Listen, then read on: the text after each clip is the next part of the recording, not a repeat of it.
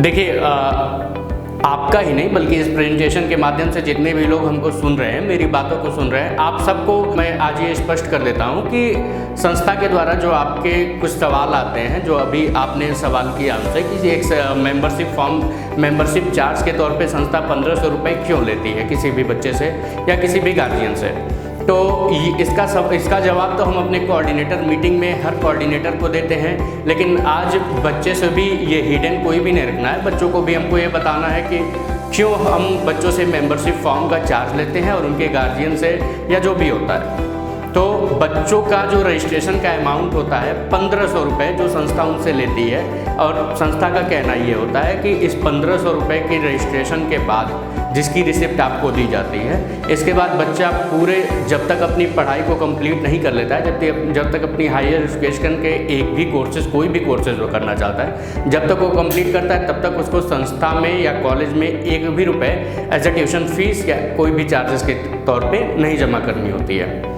तो कहीं ना कहीं आपका जैसे सवाल आया कि सर तो बच्चे रजिस्ट्रेशन फ़ीस क्यों देते हैं, तो ये देखिए इसका कॉन्सेप्ट क्लियर है। मैं आपको बताना चाहता हूँ कि इसको आप एक प्रोसेस के तौर पे ऐसे समझिए कि ये जो पैसा बच्चों से रजिस्ट्रेशन के तौर पे लिया जाता है, संस्था जब बच्चों से वो पैसा लेती है तो वो पैसा बच्चों से लेके और बच्चों को ही वापस कर देती है। जैसे आप ये समझिए कि उस पैसे का एक भी रुपया ना तो अनुराग पांडे के पास आता है, ना तो हमारे संस्था के किसी भी पदाधिकारी के पास जाता है।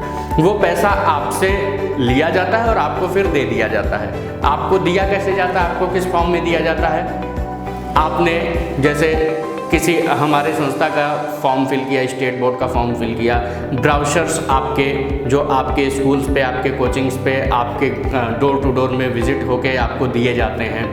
हमारे staffs, team members, coordinators, admins आपके पास जाते हैं, उन सारी चीज़ों को बताने जाते हैं। दूसरी बात है एग्ज़ामिनेशन सेंटर आपके हो गए, एग्ज़ामिनेशन के क्वेश्चन पेपर्स आपके हो गए, और सबसे बड़ी बात यह है कि बच्चे के मम्मी पापा भाई बहन इन 4 साल की 3 साल की पढ़ाई के बीच जब भी कॉलेज पे विज़िट करते हैं तो उन बच्चे की जो जो उनके गार्जियन के रहने और खाने की खर्चे होते हैं वो भी इसी 1500 अमाउंट से इंक्लूडेड किए जाते हैं। रहने खाने का पैसा भी उनका इसी 1500 से ही कवर किया जाता है। कहीं ना कहीं आप मेरी बातों को समझ पा रहे होंगे कि इस 1500 की अमाउंट क्या करती है। जैसे कि आप ये देख लीजिए कि पूरे एक हमारे किसी भी प्रेजेंटेशन का या किसी भी स्कूल्स पे, आपके स्कूल्स पे विज़िट का, आपके स्कूल पे हमारे इंटेलिजेंसी एग्ज़ाम का जो भी एक एटमॉस्फेयर क्रिएट होता है, उस एटमॉस्फेयर पे भी हमारे संस्था के द्वारा कुछ खर्चे होते हैं। आप साफ शब्दों में ये कह सकते हैं कि उसमें से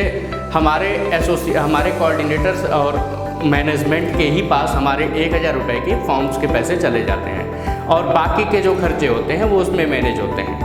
कहीं ना कहीं हमारा मकसद जो है, हमारा मुहिम जो है, हमारा प्रयास जो है वो ये नहीं है कि बच्चों से 1500 रुपये क्या रजिस्ट्रेशन कराएं। वो ये है कि हमें एक प्योर बच्चा चाहिए, एक ऐसा अभिभावक चाहिए जिसको आवश्यकता है कि वो अपने बच्चे को पढ़ाने के लिए कोशिश कर रहा है तो उसका सपना पूरा हो सके। कहीं ना कहीं उस बच्चे की ज़रूरत है।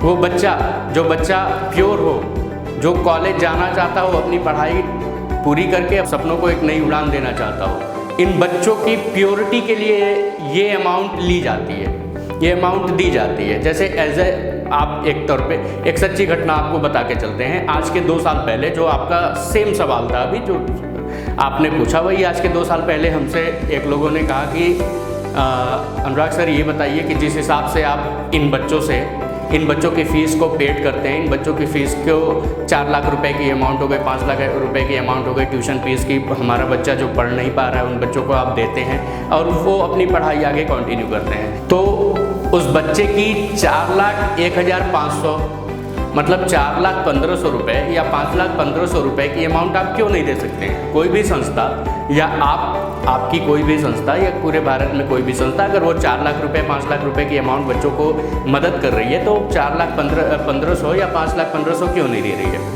इस बात पे हमने भी विचार किया। फिर टीम बैठी, टीम से भी हमने ये डिस्कस किया कि सही बात है, किसी न किसी बच्चों को, हमारा तो सिर्फ मकसद यही है कि समाज से वो बच्चा हमारे पास आ सके, वो प्योर बच्चा आ सके जिसको वाकई इस संस्था की ज़रूरत हो। हमने अपने कोऑर्डिनेटर्स को बुलाया जिसमें कुछ हमारे काबिल शुभचिंतक भी थे जो हमारे पास आए और उनको हमने सुझाव दिया कि आप जो भी रजिस्ट्रेशन अब करवाओगे या जो भी बच्चों को आप फ्री शिक्षा देना चाहते हैं वो अब संस्था के द्वारा बिल्कुल निःशुल्क कर दी गई है। बच्चे को अपने रजिस्ट्रेशन तक की भी अमाउंट नहीं देनी, उनको सिर्फ अपनी पढ़ाई देखनी है। उन्होंने कहा ठीक है सर। मैंने कहा ठीक है, सब लोगों को, आप लोगों को उस टाइम 5,000 सीटें थी। मैंने कहा सब लोग 100 फॉर्म या सब लोग पोस्ट, जिसकी जिस हिसाब की पोस्ट थी सबको अपना अपना टारगेट दे के भेज दिया गया। आपको मैं बताते चलूँ कि 2 महीने के टाइम में ही जहां हमारे पास 5,000 सीटें थी वहीं हमारे पास हमारे कोऑर्डिनेटर्स के द्वारा, हमारे वो काबिल शुभचिंतकों के द्वारा उन 500 की जगह, उन 5,000 की जगह 15,000 फॉर्म्स आके एक बड़ी सी अलमारी में हमारे पास स्टोरेज हो गए। हमें भी बड़ी ये खुशी होगी कि हम अपने प्रयास में सफल हो गए। हमें इस बार मेहनत नहीं करनी पड़ी। जिस हिसाब से बच्चों ने हमारे संस्था में रुचि दिखाई और अपने सपनों के लिए इतना बड़ा, भाई इतने जागरूक बच्चे हो रहे हैं समाज के, उनसे बात हुई। वो भी बीच बीच में हमसे कांटेक्ट करते रहते थे कि सर एक स्कॉर्पियो दे दीजिए जिसमें हमारा खर्चा दे दीजिए। हम डोर टू डोर बच्चों से जाके और देखिए रिस्पांस लेके आ रहे हैं और हर बच्चा ज़रूरतमंद बच्चे तक हम पहुंच रहे हैं। फिर उसके बाद जब 15,000 फॉर्म्स आ गए, एक बड़ी अलमारी चाहिए होती है उसको रखने के लिए। फिर ऑफिस में उसकी व्यवस्था हो गई, सब कुछ हो गया। उसके बाद हमने एक वैकेंसी निकाली जिसमें साफ साफ पोस्ट पे लिखा हुआ था कि 15 टेलीकॉलर की आवश्यकता। हमारे वहाँ 15 टेलीकॉलिंग के लिए फ़ीमेल स्टाफ्स आए, सबको हमने फ़ोन दिलाया, एक अपना कंप्यूटर सिस्टम दिखाया और सबको उन 15,000 डेटा पे बैठा दिया। हमने कहा कि इन 15,000 डेटा में से काउंसलिंग का टाइम आने जा रहा है, बच्चों के रिजल्ट आउट हो चुके हैं, इसमें सिर्फ 5,000 प्योर बच्चों को निकाल दो, क्योंकि ये 15,000 बच्चों का हमें काम नहीं है। ये बच्चे अगर चाहें तो अगले साल पार्टिसिपेट कर सकते हैं। इसमें से 5,000 ऐसे बच्चों को निकाल दो जिनको संस्था के द्वारा काउंसलिंग के बाद ज़रूरत के हिसाब से कॉलेज चाहिए, वो अपना कोर्स करना चाहते हो, वाकई पढ़ना चाहते हो। और सारे बच्चों का क्या करो कि एक ग्रेड निकाल दो कि कितने परसेंटेज क्या, किस हिसाब से फॉर्म्स को प्यूरिफाई कर दो। कॉलिंग स्टार्ट हो गई। कॉलिंग हो किस हिसाब से रही है, देखिए आपको ये एज ए एग्जांपल में बता रहे हैं कि हमारी एक टेलीकॉलर मान लीजिए बच्चे को फ़ोन की, हाँ हेलो बाबू सुरेश बात कर रहे हैं? जी हाँ मैं सुरेश बात कर रहा हूँ। हाँ बाबू कैसे हैं आप सुरेश? आपने पूर्वांचल एजुकेशनल ट्रस्ट नाम की एक संस्था में अपना रजिस्ट्रेशन फॉर्म भरा था, आपको आगे बीटेक करना था, तो वो बच्चा फॉर्म भरा था? हाँ फॉर्म भरा था, बताइए कैसा फॉर्म भरा था? हाँ बाबू बच्चा आपको बीटेक करना था, आपने फॉर्म भरा था, तो काउंसलिंग के लिए आपको हमारे गोरखपुर हेड ऑफिस पे आना होगा। अच्छा ऑफिस पे भी आना होगा? ऐसा तो हमको नहीं बताया गया था। ठीक है बाबू, आपको क्या बताया गया था? हमको यही बताया गया था कि एक संस्था है, अच्छी चीज़ है, अच्छा काम कर रही है, फॉर्म भरना है भर दो। ठीक है हमने भर दिया। हमारी दूसरी कॉलिंग गई, राम बोल रहे हो? नहीं हम राम के पिताजी बोल रहे हैं। अच्छा राम कहाँ है? राम से हमें बात करनी है। राम तो अभी घर पे नहीं है, बाहर गया है, शाम को आएगा। चलिए ठीक है। कॉलिंग भी थी, शाम को फ़ोन गया बच्चे के पास, शाम को फ़ोन नहीं लगा। दूसरे दिन ट्राई किया गया, फिर से राम के पिताजी बोल रहे हैं। राम घर पे आया? बच्चे गार्जियन का जवाब क्या था? नहीं रमवा तो काम पे गया हुआ है। तो इस हिसाब से कॉलिंग थी, रमवा तो काम पे गया हुआ है। 4-5 दिन बाद उसमें से उन 10-15 जो टेलीकॉलर हमने हायर किया था उसमें से सब आ गई कि सर हमको अब ये नौकरी आपकी नहीं चाहिए। ये किस एलियंस को आप लोग बैठा के रखे हुए हैं जिनको ये तक नहीं पता कि ये फॉर्म किस चीज़ का भरे। अब आप सोचिए कि उस बच्चे की सीरियसनेस क्या थी। उस बच्चे की सीरियसनेस इतनी थी, उसके कोचिंग में, उसके स्कूल में कोई गया, उनको पता चला कि अच्छी चीज़ है, फार्म भर दो, भर दिए।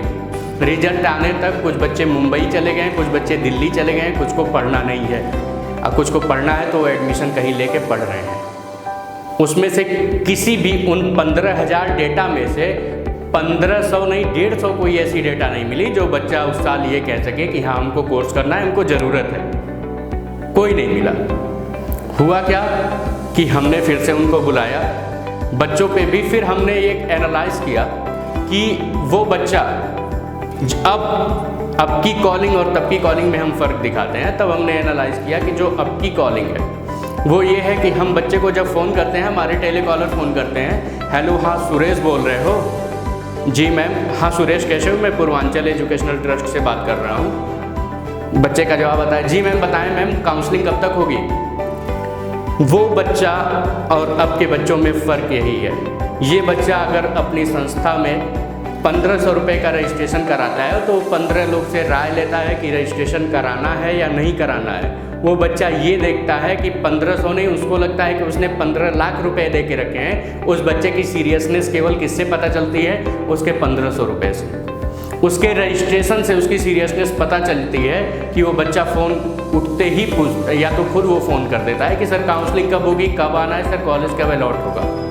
हमारा मकसद किसी भी बच्चे से ये नहीं होता है। हमने आपको ये भी बताया कि उस 1500 की अमाउंट एक भी हमारे पास नहीं आनी है। उस रजिस्ट्रेशन की अमाउंट हमारे सब के सब हमारी मुहिम पे ही खर्च होते हैं। लेकिन ये हम होता किस लिए है कि बच्चों की सीरियसनेस के लिए। बच्चा पढ़ाई के लिए, अपने फ्यूचर के लिए, खुद के लिए कितना सीरियस है, हम उसकी सीरियसनेस के लिए ऐसी स्ट्रेटजी बना के रखते हैं। कुछ लोग कहते हैं बाकी संस्थाएं तो नहीं, तो आप क्यों लेते हैं? हम ये भी बता देते हैं कि देखिए गवर्नमेंट हो या प्राइवेट हो, कहीं ना कहीं सारी संस्थाएं एक ऐसा कोई इंटेलिजेंसी एग्ज़ाम तक किसी इंस्टीट्यूट का या किसी भी कॉलेज का, किसी भी विद्यालय का, प्राइवेट गवर्नमेंट, ना कि प्राइवेट गवर्नमेंट, आप गवर्नमेंट की कोई रेलवे की, डिफेंस की, A to Z कोई वैकेंसीज देख लो, कोई ऐसी वैकेंसी नहीं है जिसमें ये ना कहा गया हो कि आप अपना रजिस्ट्रेशन करा लें, ऑनलाइन आवेदन कर लें। कोई ऐसा कॉलेज नहीं है जो आपसे ये नहीं कहता हो कि आप अपना एप्लीकेशन फॉर्म जमा करके ऑनलाइन आवेदन करा लें। वो सारे लोगों का फंडा क्या होता है? सिर्फ ये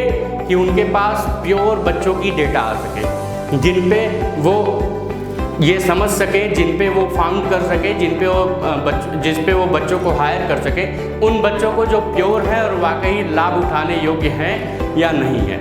हमारा प्रोसेस कोई भी अलग नहीं है। हमारा प्रोसेस ये है कि उस रजिस्ट्रेशन की अमाउंट तक हमारे पास नहीं आ रही है। ये है कि उस अमाउंट से आप जैसे लोग, आप जैसे बच्चे, आप समाज के बच्चियाँ जो हैं वो सीरियस वे में आती हैं हमारे पास में, वो आते हैं हमारे पास में और अपना अलॉटमेंट कराते हैं, अपनी पढ़ाई को कंटिन्यू करते हैं।